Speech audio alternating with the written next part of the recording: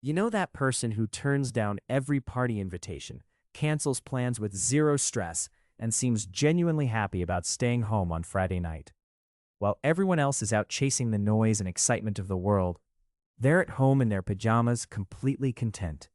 And here's the thing that might surprise you. They're not missing out on life. They might actually be living it better than the rest of us.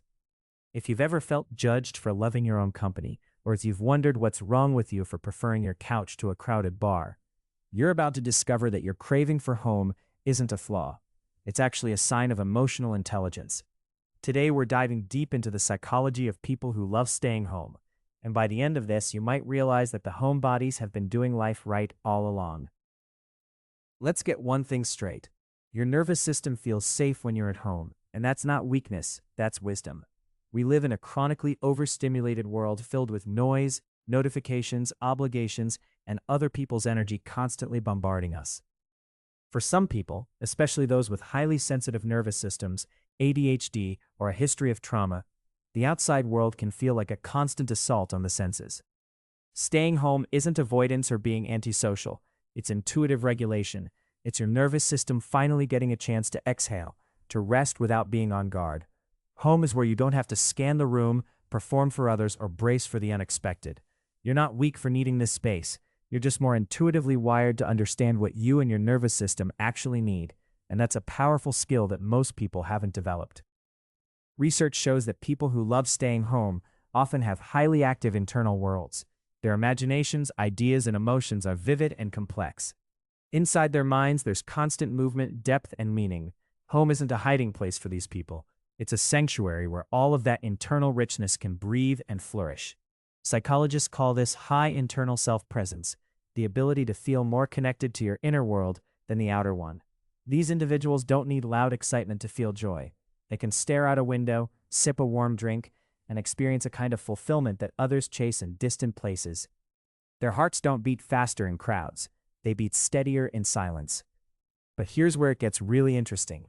There are actually different types of people who love staying home, and their reasons vary wildly. Some people stay home because life has pushed them there. Maybe they've had difficult experiences, toxic relationships, or overwhelming stress that made the outside world feel like too much. For them, home becomes a refuge, a place to heal and regroup.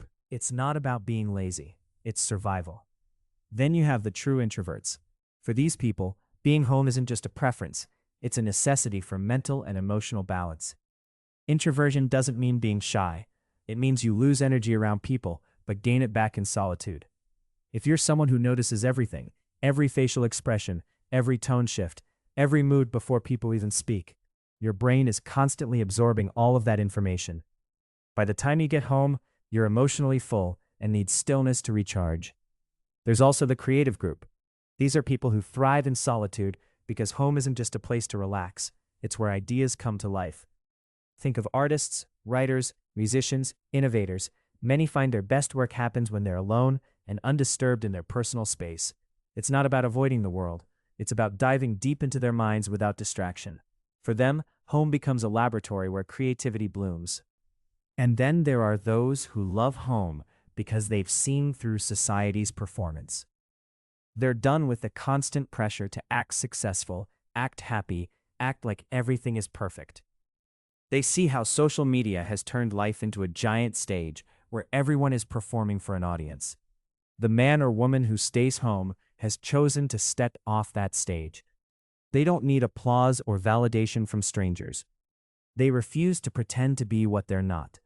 Many people who love staying home weren't always like this. They once loved going out, being around friends, doing everything with everyone. But over time, life happened. People betrayed them. Friends they trusted switched up. Someone they cared for hurt them deeply.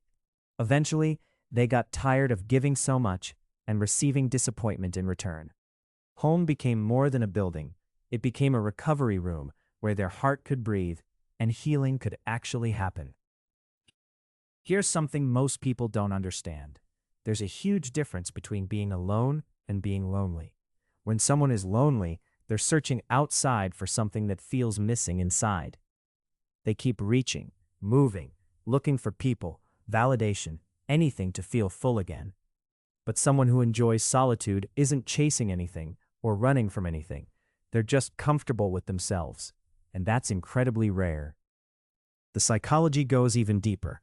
People who enjoy their own company are often more sensitive and empathetic than they appear. Others might think they're cold or distant, but the truth is, they feel everything deeply. They pick up on energy, on subtle changes in behavior, on things most people overlook. These individuals often avoid chaotic spaces and chaotic people because they absorb too much. Instead of trying to survive chaos, they choose the peace of their own space. There's also a beautiful quality that people overlook: self-companionship. Those who love staying home don't fear their own thoughts. They don't run from their emotions. They can sit with themselves and still feel whole. That's not loneliness. That's self-connection. And it's a form of emotional wisdom that takes most people decades to develop. When it comes to relationships, people who enjoy solitude don't give their heart away easily. They're selective. Their heart isn't a community park where anyone can enter. It's private property. You don't get in just because you knocked on the door. But when they do love, when they finally let someone in, it's deep, loyal, and real. They don't play games or waste time. They give you the same peace they give themselves. Your home also represents control in a world that often feels uncontrollable. Psychologically, our environment reflects our inner state. When life feels chaotic or uncertain, organizing and maintaining your space becomes a way to create order outside when you can't control what's happening inside. That's why after stressful days, many people suddenly start cleaning or rearranging furniture. It's emotional regulation in action. The act of caring for your space releases dopamine, the feel-good chemical that tells your brain you've accomplished something meaningful. A tidy, organized home sends subconscious signals of safety and stability to your mind. Every small act of creating order, making the bed, wiping a counter, arranging books, makes your brain celebrate because you're creating peace in a loud world. But let's address the elephant in the room. Sometimes the world mislabels homebodies. You're missing out. You should socialize more. Don't you get bored? These words can sting because they imply that people who love home are somehow incomplete or broken. Yet many of history's greatest thinkers, artists, and innovators were homebodies. They didn't stand in crowds. They stood in their rooms, refining ideas that would eventually change the world. The key is being honest about your intentions. Are you staying home because it nourishes you, or because you're afraid to be seen? You can be safe and still growing. You can protect your peace and still stretch your comfort zone. You can love staying home and still live a bold, meaningful life. It starts with understanding what season you're in.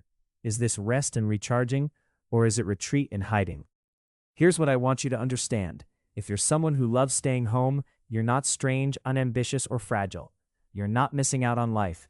You're building a life that doesn't exhaust you. And when the time is right, when the world outside feels more aligned with your heart, you'll step out not because you're forced to, but because you choose to. Your quiet is powerful. Your solitude is a gift, not a burden. You're not avoiding life. You're living it with intention. You don't want to waste words on small talk or time on shallow experiences. You want meaning, authenticity, real connections, even if those connections are few. And there's nothing wrong with measuring happiness in moments rather than events. So to all the homebodies out there, keep drinking your coffee slowly. Keep discovering the worlds inside your own mind. Keep protecting your peace. Keep loving quietly but deeply. Because the people who love staying home are often the ones who make the world feel like home for others too. If this resonated with you, I'd love to hear your story in the comments. Are you someone who finds peace at home, or do you know someone like this? What does home mean to you? And remember, there's no perfect way to live. Whether your peace looks like a minimalist space or a cozy room full of memories, what matters is how it makes you feel. Because in the end, home isn't just walls and furniture. It's a state of mind where your soul can finally exhale.